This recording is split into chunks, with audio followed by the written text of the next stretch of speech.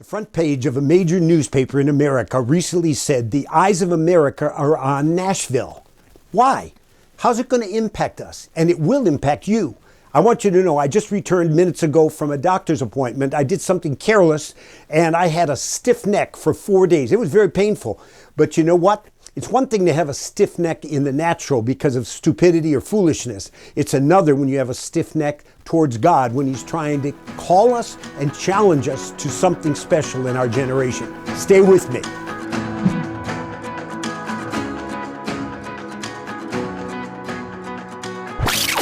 The eyes of America are on Nashville.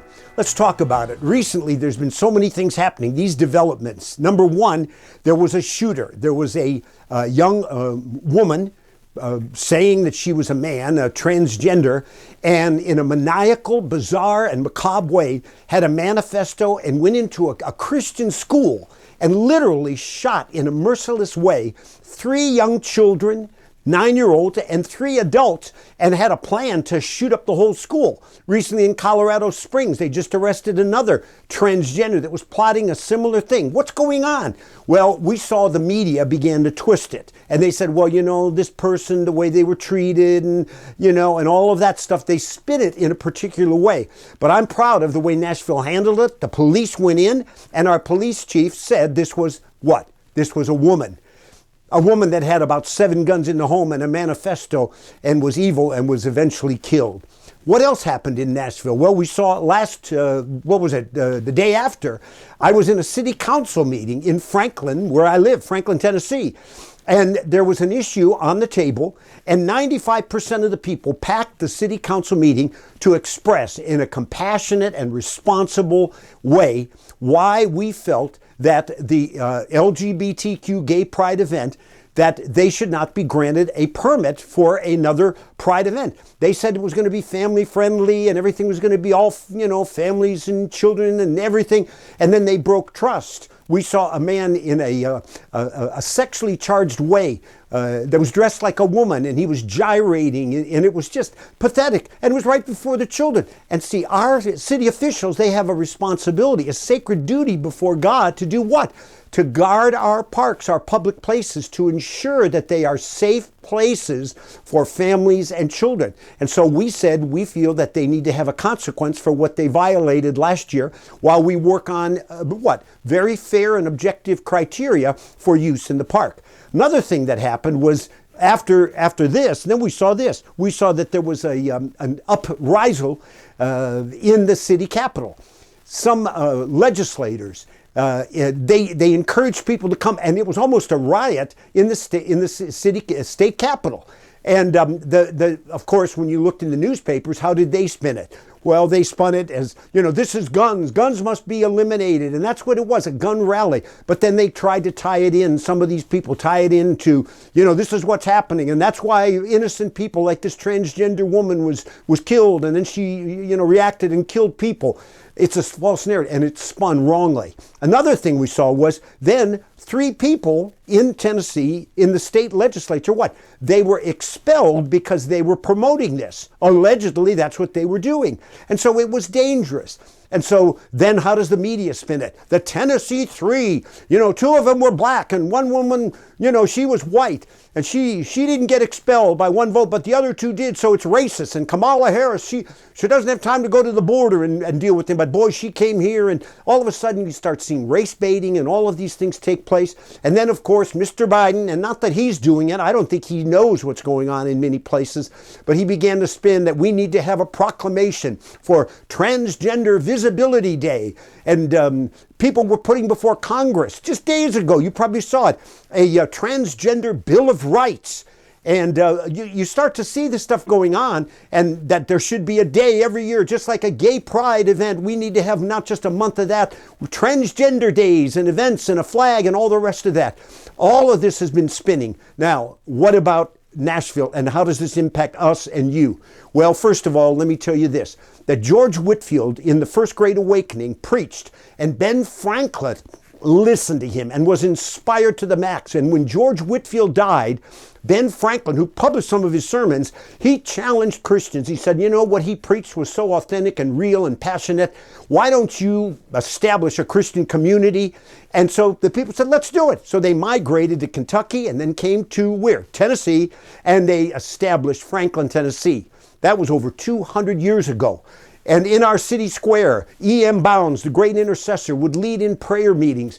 And so, you know, we're called the volunteer state here. And so it's a traditional area. And we don't want extremism, radical progressivism, toppling of our traditional values. We want to stand up for righteousness. And that's something that we all should do in this hour. But how does this impact? Well, you've seen recently with President Trump, what took place with him, you know, 2 impeachment attempts and now indicting him, things that when you look at it, you say, where's the case? So I don't understand what's going on here. Well, you have to understand that he has taken a stand and says we want America to be great again. And he's standing up. And as a result of that, he's blocking extremist, radical, progressive, socialist views. And they've got goals and he's setting them back. But what are we to do? Well, this is where it impacts us. Number one, I think it is absolutely critical that we be courageous and not cowardly in this hour. If you go to 1 Kings chapter 20, you'll see there was a king of the Aramites, King Benadad. And you know what? He looked over at the Jewish people, Israel, and he thought, hey, I want their land. I'm going to take it. So he sent the message to the king there in Israel, King Ahab, and he said, I want what? I want your gold, your silver, your attractive wives, and your children. You say, well, what did the king do? Did he seek the Lord? Did he get a counsel? Did he stand courageous and go to battle? No, you know what he said? He said, oh, okay, just as you say, it's yours. Okay, that's called passivity, cowardice. Well, when that happens, when the enemy gets a foot in the door, he'll come in and destroy the whole house. And we know that, and we see that with evil in our society today. And so what happened was the king, when he heard that, he thought, okay, good. He said, send another message and say, I'm going to send my messengers and servants. They're going to go into every home, and they're going to take all the precious things. What did this king do? Again, apoplectic and cowardly. Well, God loves his people, and he intervened, and he raised up young people, and he raised up individuals to stand, and they defeated this king and his army. But, of course, they didn't quit. They came right back in a year. And King Ahab, he didn't deal with the king. He didn't destroy him like he should have. Well, in time, he's whining, and he's hungry, and his wife Jezebel says, what is it? And he says, well, I want a vineyard. I want what I see. Okay, and she manipulates. She's evil, and they kill the owner of that vineyard. Folks, if you give the enemy an inch, they'll come in and destroy all that they can. And we've seen that in America. I want to call your attention to a great book by Eric Metaxas. It's called Letter to the American Church. And in this, he's using parallels of 1930 Germany. That was the center, if you think of it, of Protestantism. You know, Martin Luther, right from there, and they celebrated Reformation Day, but the people were unaware and asleep. And what happened was, within a matter of years, they went under Hitler from democracy to what? Dictatorship, and then destruction or decline. And they suffer to this day. Well, there's parallels for us today. If we're silent in the face of radical extremists, progressive, that want to topple this nation, establish a socialist nation, have open borders so that there's no restrictions on individuals, our economy collapses, we have to wake up. This is the battle, but we've got to be courageous. Now, people say, in terms of a lot of the transgender emphasis, they say, what's going on? How is this happening? Well, you know what? It's not a mystery. It's happening because multitudes are letting it happen. Now, people don't like to say, well, you know, I'm a coward. They like to think they're brave. But folks, there's no such thing as people saying today, well, you know what? We have the silent majority. Well, you know what? It's more, as one man said, the unsilent majority. Really, that's what it is. It's a silenced majority, but we're facing a vocal minority taking over. And it's time to be truth tellers. When Pilate said to Jesus, what did he say at the crucifixion? He said, look, what is truth? And what did Jesus say? He said, I have come into the world to give testimony to the truth. And as disciples of Jesus Christ, we're called to do the same thing. So when somebody comes up to me and says, hey, I want you to call me by my pronoun, or our company's going to force you, I have to tell the truth. I'll be compassionate and loving, but I'm going to say, I can't do that. The commandment tells me not to bear false witness against my neighbor, and I have to tell the truth, and it's for your good. People say, well, what about, men that say they're women and getting in sports? I have a grandchild that trains for years in swimming, and it's a man. Same thing when we see individuals come and say, well, you know what, I'm a woman. Well, listen, I look at them, I say, you can say all you want that men can be pregnant. They can't. Men can't be nursing babies, and men aren't going to have that monthly time, each month. We have to be frank and loving, but refuse to bow. Now, I want to give you a challenge. In Romans 1, it tells us a downward spiral for a nation. And that downward spiral is this, that if we reject truth, then we have what? Loss of discernment, and then thirdly, moral chaos. That's what happened to Rome. That's what Paul's outlining in that first chapter. And it goes on to say people thought they were wise, but they became fools. Edward Gibbon, in the Decline and Fall of the Roman Empire, wrote that bizarreness in those last days masqueraded as what? As creativity. We've got to speak the truth, be courageous, and not buckle and say, well, cancel culture may get me. I took a stand in a church, and they said it's a deal breaker, and they cut me loose. But you know what? I've trusted God, and He's been faithful. And I just say, we are all called to be courageous in this hour and not cowardly.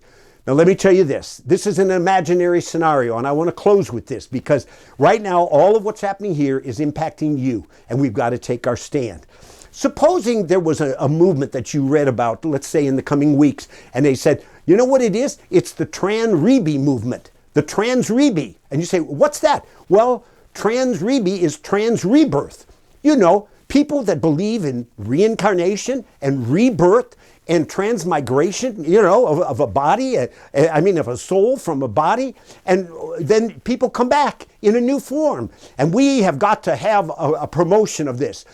In our schools, we have to have President Biden, Mr. Biden, say that now it's time, that we have a proclamation, that we have an affirmation day for what? For trans-rebe. And we must deal with trans-rebe-phobia. We've got to deal with this kind of stuff. We can't have it in America. People that are racist and bigoted. And now we're going to promote it. We're going to have flags and banners, and we're going to push it in our workplaces.